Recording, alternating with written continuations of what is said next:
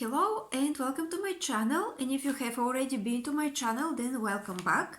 My name is Kalina and today I'm going to talk about my anxiety, how I figured out what's the root of it, and also how I'm talking to my brain. Just so you know, that's a little bit of a disclaimer. I'm not a psychologist, I'm not a therapist. What I am is an expert in public relations and mass communications. So I'm going to be looking through that lens within all of my videos. But also I'm going to talk about my personal experience because I'm somebody who has dealt with anxiety, and I have actually worked with a psychologist. I have gone through therapy. I have gone through different procedures and different methods of coping and of getting rid of it, including the method that's called MDNR or something like that. So I'm pretty much familiar with anxiety and also a little bit of OCD. And I'm going to share my personal experience. Now, if you have anxiety that is on a higher level or some other mental or other psychological problem, it's good to go to actual therapist. Okay, so now that we clarified this, let's start with sharing my experience. So here's how I found the root of my anxiety. I was somewhere out on a random place and I saw somebody, again, out on a random place, a random person that I don't know, that was wearing those green trousers. It was a lady, very nicely dressed, and I was thinking that her trousers are very nice, and that same model that she was wearing with that same color that is a little bit of green, like my favorite kind of green, this will be trousers that I would buy for myself, that I would wear, that would probably stay well on my figure. So when I was thinking that, and that happened within probably less than a minute, that's kind of like one thought leading to the other. I'm just going to describe the whole links, the whole line of thoughts, okay? So that's going to describe where my anxiety is coming from. So I'm thinking that those trousers are very nice. They would stay very nice on me if I buy similar pair. I don't know where she bought it. I didn't talk to her. It was a random person, as I said. But when I started thinking about this, I imagined myself with similar trousers. And as I'm imagining myself with similar trousers, walking around with them, I literally imagine my trousers being ripped off, like ripping off on me. And I literally start laughing because I'm imagining me being somewhere in a public place and my trousers ripping off and me being embarrassed.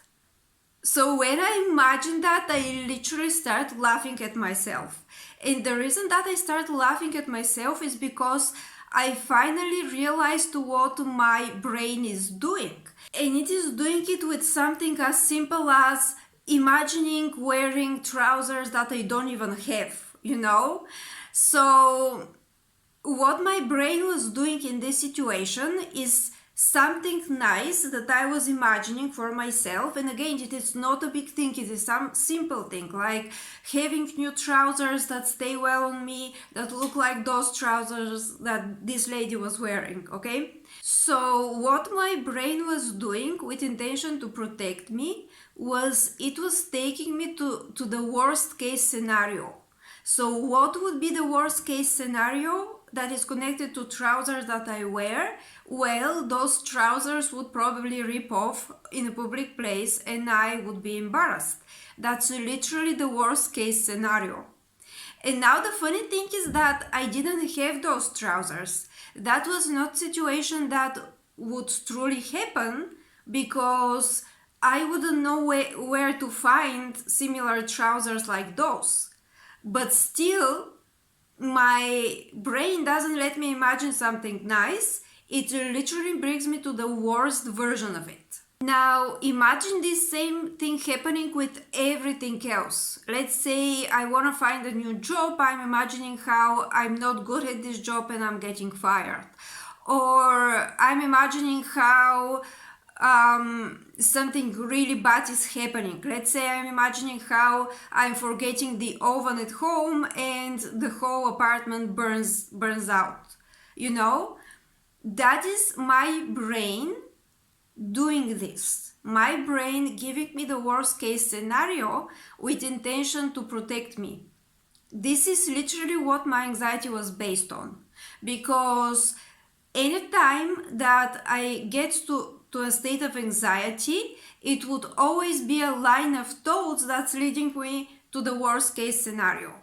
In this situation was like, oh, those are nice trousers. I can have similar trousers because they would stay good on me. Let's imagine how I have bought those trousers and how I'm wearing them around. And now suddenly my brain is showing me the worst case scenario. And usually this would take me to my anxiety state, but this time I literally laughed because I finally recognized what my brain was doing. And that thing that I was anxious about, it was not real events that would happen. It was literally something in my head. So here is now how I'm talking to my brain right now, and I'm cutting this off. Literally, I'm cutting out this line of thoughts. Okay, so here is how it happens. Let's say my brain starts thinking about the worst case scenario. What I do is like I literally sit with it. I'm not stopping it. I'm not thinking, no, don't think about that, because before that's what I was doing. This time I'm doing like, that's interesting. That's interesting. Thank you very much, brain. Thank you. I know you want to protect me. You're doing a great job. I will have this scenario in mind. I will do what's necessary. If that situation happens, I will react. That's the first step. And then I would tell my brain, can you now please concentrate me on this thing here that I'm writing? Or on this thing here that I need to finish, let's say for my job or for my business. So I'm acknowledging what it's doing. I'm thanking it that it wants to protect me, because that's my brain's job, right? To protect me. That's why it's giving me the worst case scenarios.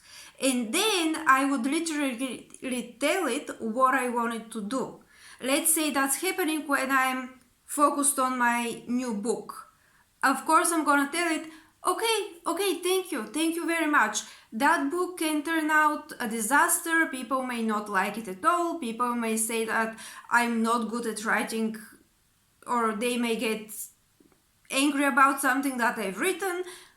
Yes, those are possible scenarios. Thank you very much for warning me. I will have all of that in mind.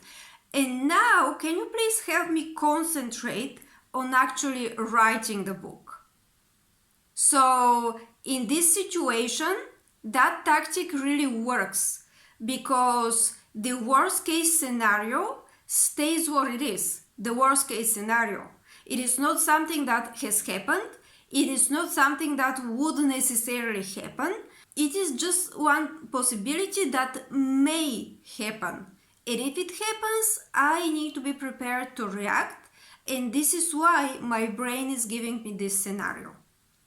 So this is how I talk to my brain, and this is how I found the root of my anxiety. Now, you can tell me down in the comments, what do you think about this?